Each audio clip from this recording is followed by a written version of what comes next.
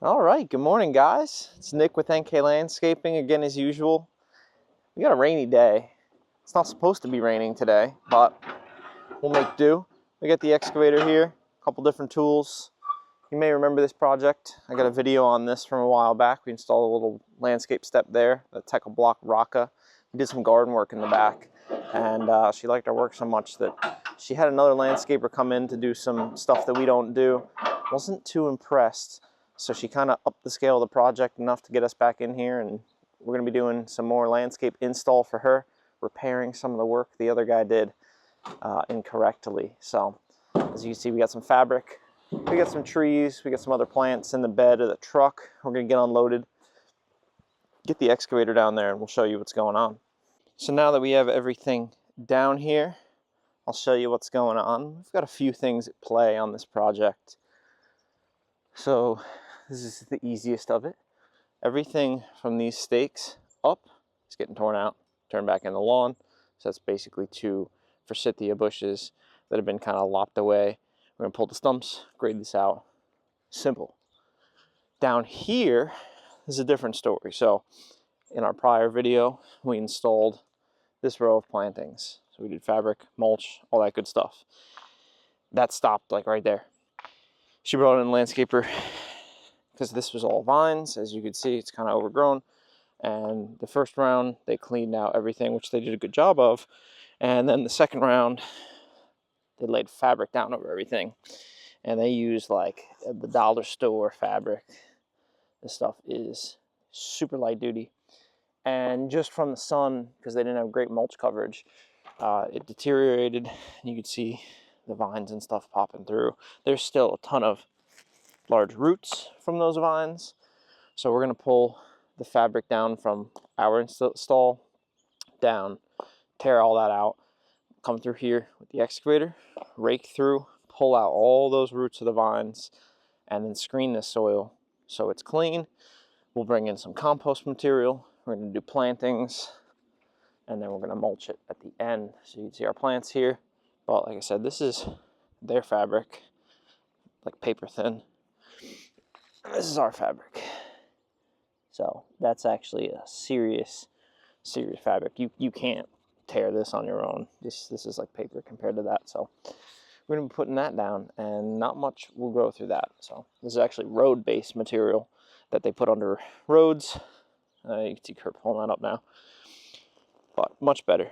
But we're going to get all this cleaned up and get through this.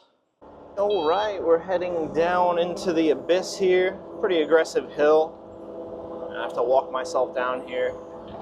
But all the fabric's up, and now I need to kind of like initially pre-screen through all this stuff with the digging bucket, the toothed bucket. And then I'll come in once I have all the super large debris out of here, and we'll get the rotostar going. Just make sure there's nothing left.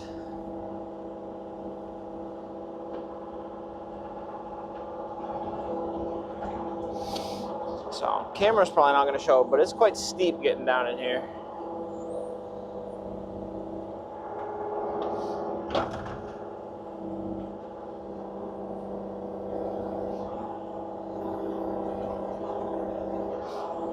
I do not want to knock over this fence. There's not much left to it. I also don't want to run over my camera behind me. There we go. Alright, let's swap buckets. Just put that over here where it can't hurt anybody.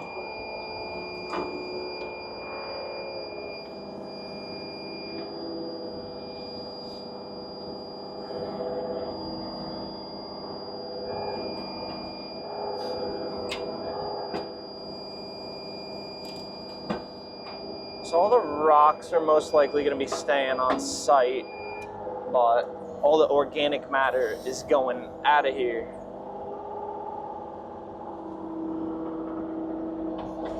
So stuff like this rock, we'll pop that out and say goodbye to him. He has no business in this garden unless he's sitting there as a decorative feature, but This client is 87 years old, and she still comes out here with her sister, who she lives with, and does gardening.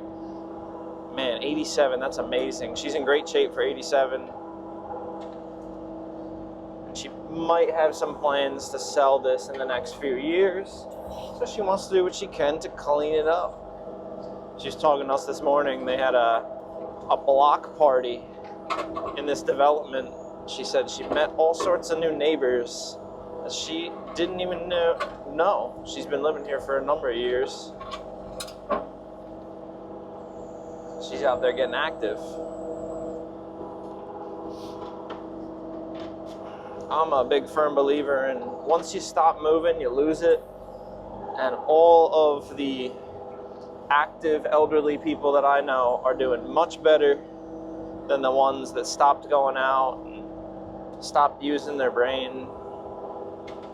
Socialization keeps you alive.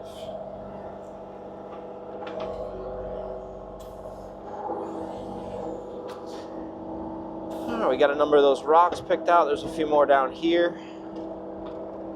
It's really not too bad. It's just that whoever came in here was doing it all by hand, and you can only do so much. And then the biggest thing was just the fabric that they used wasn't great. Fabric gets a bad rap, and you know, there are certain places where I wouldn't recommend using it. But when you go with the heavy duty stuff, it's a different story. Stuff isn't marketed as landscape fabric or weed barrier fabric. Like I said, it's meant for putting under roads to keep the rock separated from the dirt. And it's very heavy duty. It's very expensive.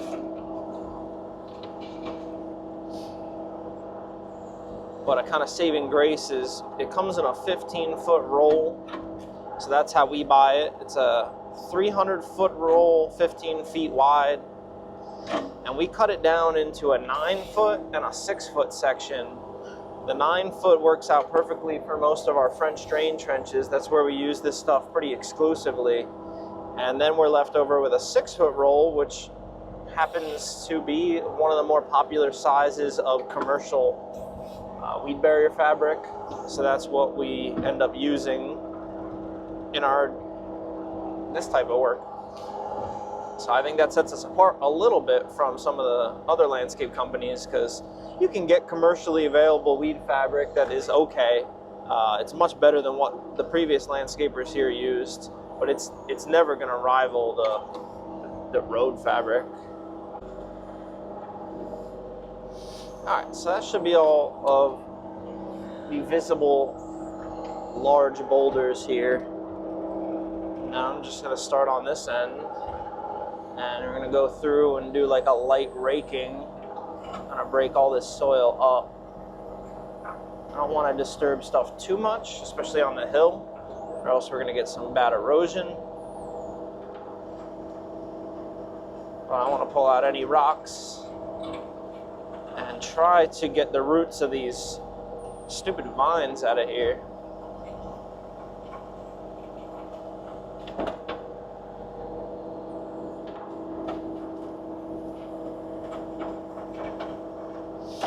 And this is where the excavator really comes in handy, because your average landscape company isn't going to bring something like this in here, especially even if they happen to bring an excavator. If it didn't have a steel wrist, you can't contour to the garden here. You end up causing more damage than good. But this versus a human, you can really dig down deep and get these roots out. If you've ever weeded a garden bed by hand, you know how hard it can be.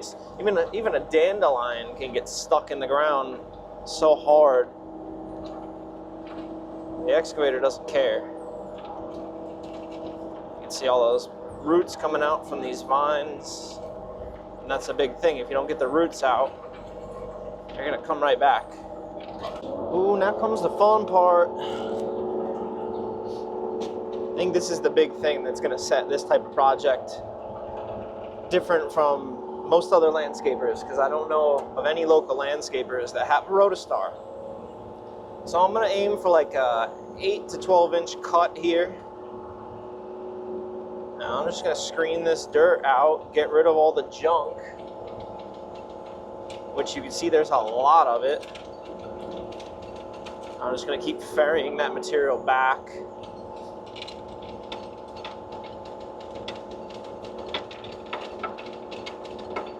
Because without this bucket, what are you going to do this by hand? You'll end up pulling out like, I don't know, maybe 50% of this stuff. Look at all that. Ew. So there's going to be a lot that comes out of here. This is going to take a minute, but you're going to get way better quality than doing it by hand. And it's way faster than doing it by hand.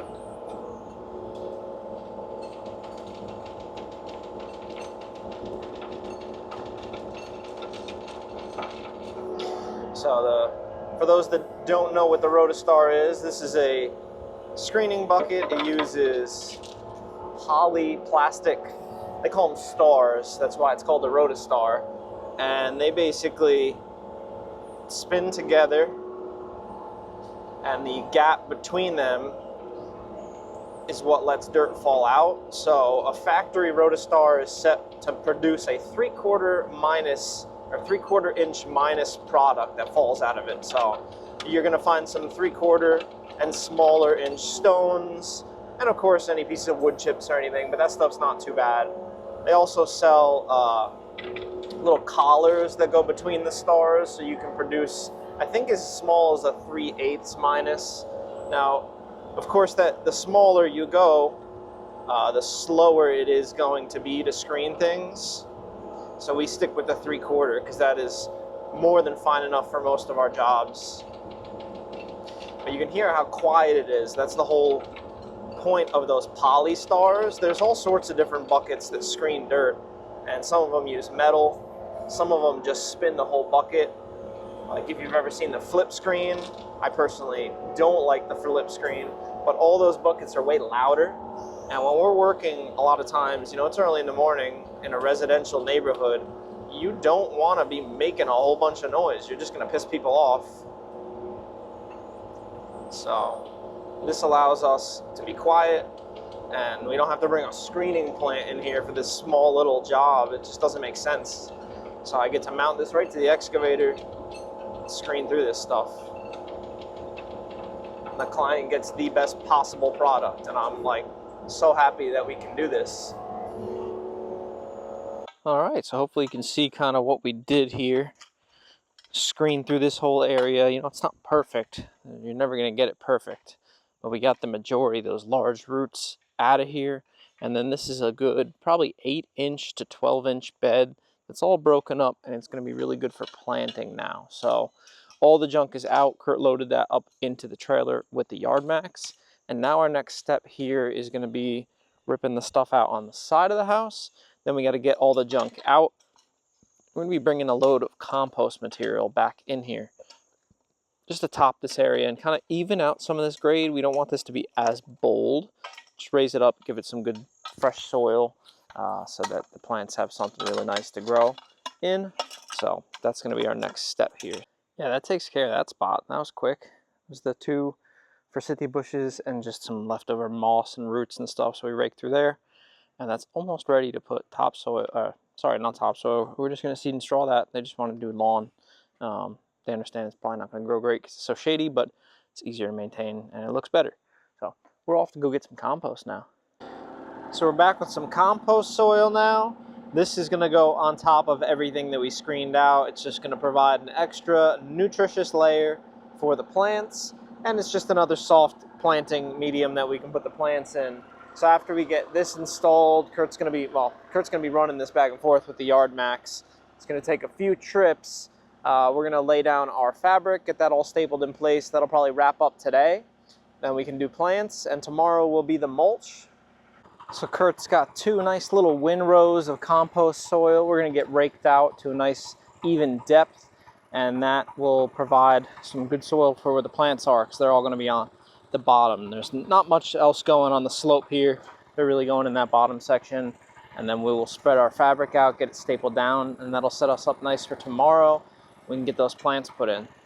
All right, good morning guys. We're back for day 2. We got a load of 6 yards of a natural brown mulch. So we're gonna get these plants installed this morning and then get to mulching, and that's really it. We got some grass seed and hay just to touch up that one spot that we tore up and any other little track marks, but other than that, it's really just some planting and mulching. I have not done mulching in quite a while, especially not with wheelbarrows, but it's time to get a little workout. We're gaining a little bit of weight. Maybe we should work on that. So let's get to it.